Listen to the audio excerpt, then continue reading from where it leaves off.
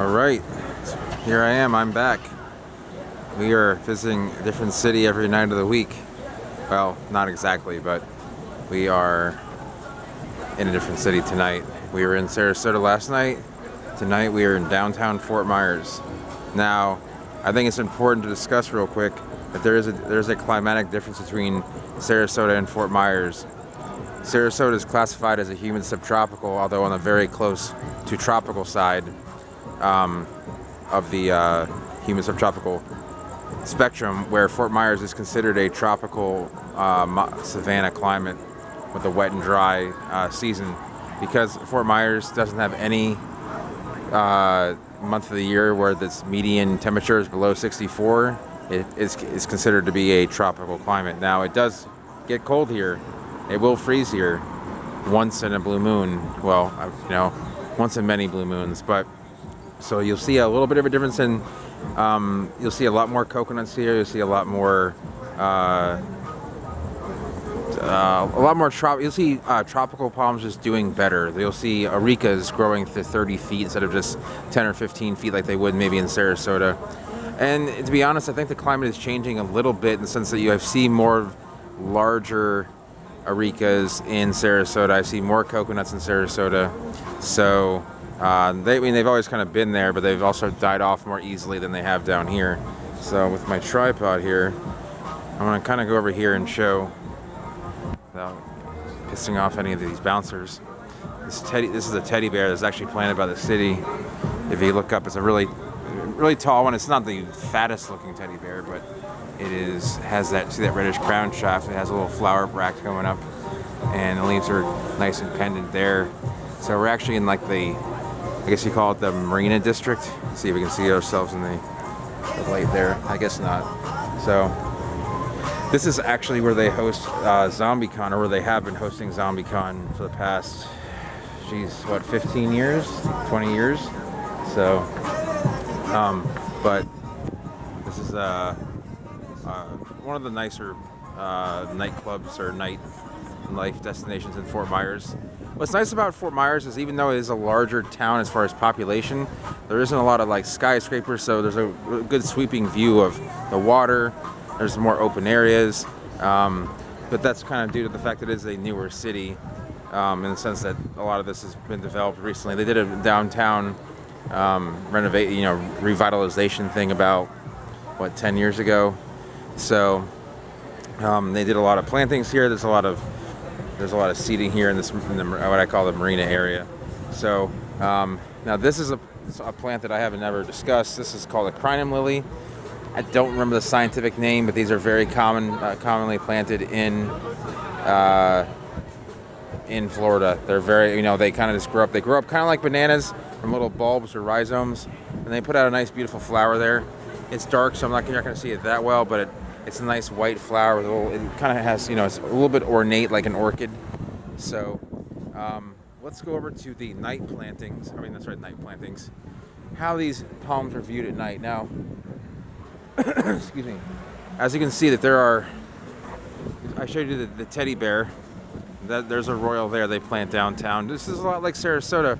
Fort Myers does not have the altitude that Sarasota does. There's no natural hill formation that allows you to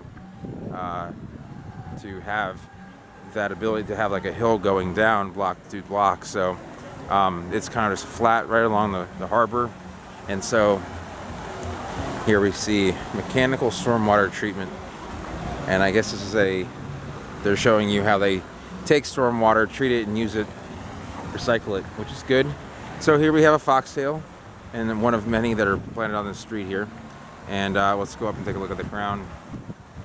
This is a nice, healthy foxtail. This is about the average size trunk you're going to see. It's going to be about, see how these rings here are about 3 inches apart. That's typical of a healthy foxtail in the middle of its booming growth. Now up here, you can tell where it was planted. You can see where the rings start to get narrower.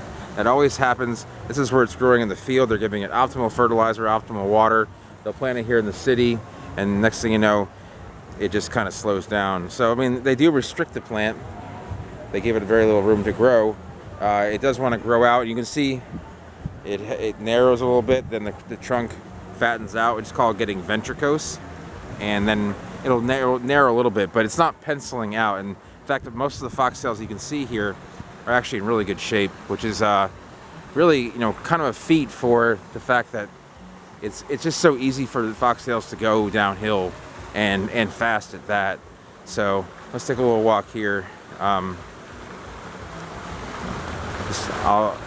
like this tripod. It makes it very easy for me to walk and look and talk to you guys without too much movement of the camera. There's more stabilization. If I was doing this with my phone, you would see every step I took a lot more so. But let's see what else is planted out here. There's kind of like a little art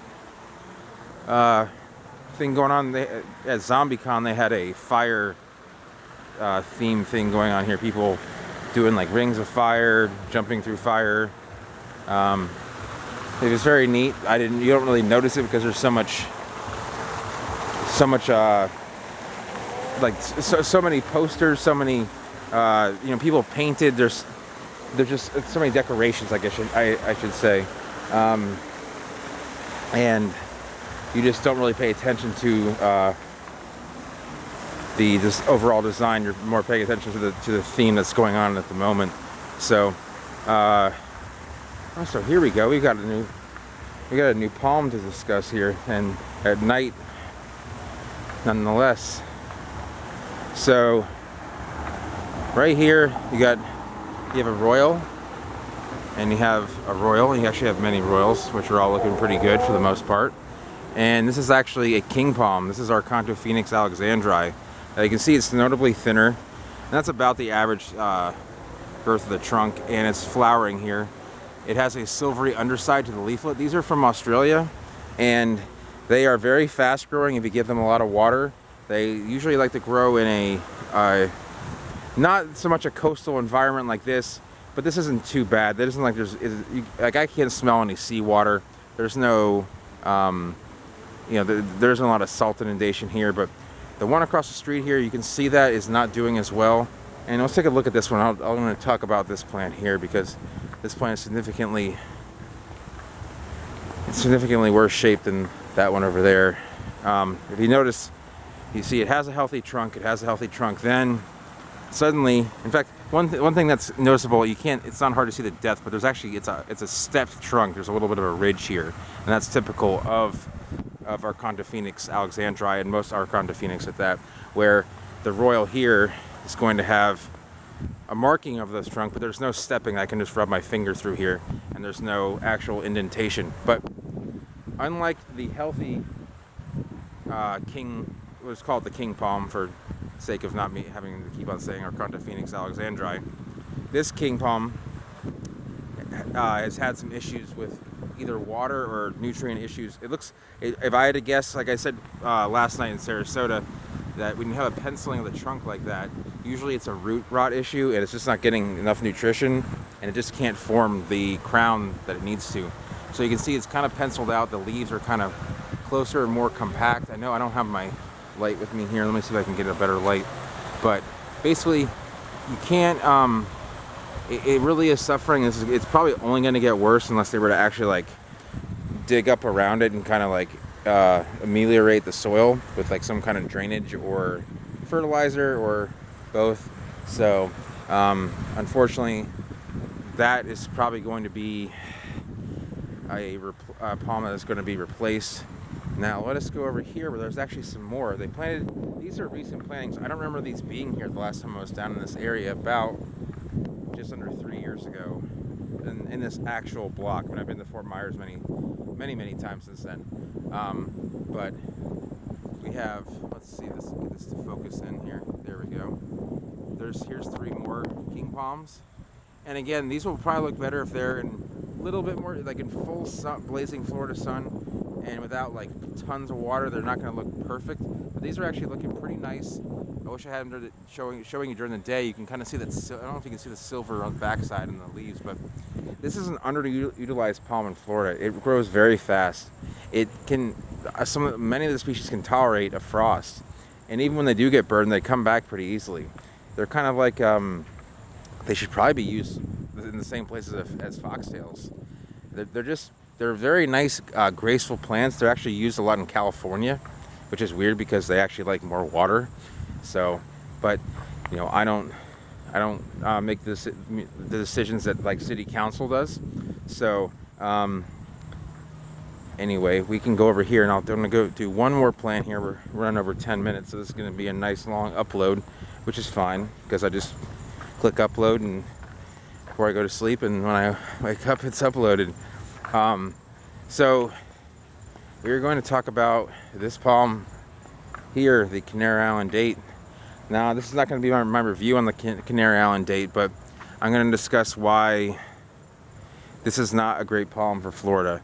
It's not a, this palm has the ability to suffer from too many things down here in Florida. Now the first being the fact that there's so many hybrids. Phoenix, which is the genus, and Canariensis, which is the species. Phoenix species in the Phoenix genus will hybridize with every single other species, and very much like they do it all the time. If there's any date palm within this whole block, it'll hybridize with this. And so when you get the seeds, they're never going to be quite pure. Getting pure seed, you have to get it straight out of the Canary Islands, which is, you know, off the coast of Africa. It's not hard to do, but you don't want to try and grow a Canary Island date from the seeds that you find on this palm. And you can see that the trunk here, it's nice and fat. This is not a bad looking trunk, except for the fact that it does have a little curve in it, probably from some kind of fungal issue. So here, the other issue that it deals with is it has a potassium deficiency. You can see the yellowing of the lower leaves, the greening of the other leaves. But basically what it does is it sucks the potassium from the lower leaves and puts it into the upper leaves so that they look nice. So the upper leaves, you can see, are nice and green. The lower leaves have just been basically sucked dry of that nutrient, causing the yellowing. So having to fertilize them often is another thing. Now, to add to that, palmetto weevil, something that I'll discuss in their video that someone mentioned about talking about, is a problem with these. They will get into the trunk and they will just eat the crown, and they also suffer from Ganoderma, Fusarium wilt, and just overall rot because they're not from a humid climate. So as a result, they just kind of have to sometimes languish in these areas. So they're great, and everyone likes, you know, the kind of pineapple look to them. Not to mention it costs, if you don't want to trim all those, see all these thorns here? Those will go right through your arm. If you don't want to trim them up, someone's going to charge you about $100 for a palm this size. So if they charge you, or more, depending on, you know, if they're not as not very, you know, they're expensive. So with all that said, I wouldn't recommend Canary Island date as a palm for landscaping in Florida. It's better for California, where the natural climate is conducive to it keeps away fungal growth. It keeps away those viruses. They don't really exist over there. So, or, you know, Mediterranean areas, Mediterranean climates. So I'm talking about parts of Australia, Southern Europe. Where else is you know, maybe, you know, parts of like South Africa, for example. That would be another area that has a Mediterranean style climate, cooler climates in general. So even South Carolina, I've seen a Canary Island date growing in Myrtle Beach before. It wasn't very big, but it was kind of protected, but it was surviving. So I'll do and this is kind of just getting out of focus here. Let's try and focus in on something. Come on now. Here we go. Okay.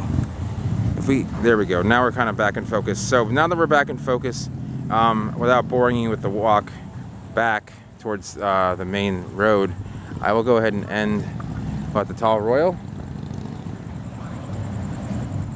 The what? Oh, Ashley was pointing out the moon. I'm not getting that in focus, but you can see that there's a moon behind the Royal. Let me see if I can focus in on that and get you kind of a perspective. Let's see here. Oh, there we go. Now we're doing okay. Still learning the quirks of this camera.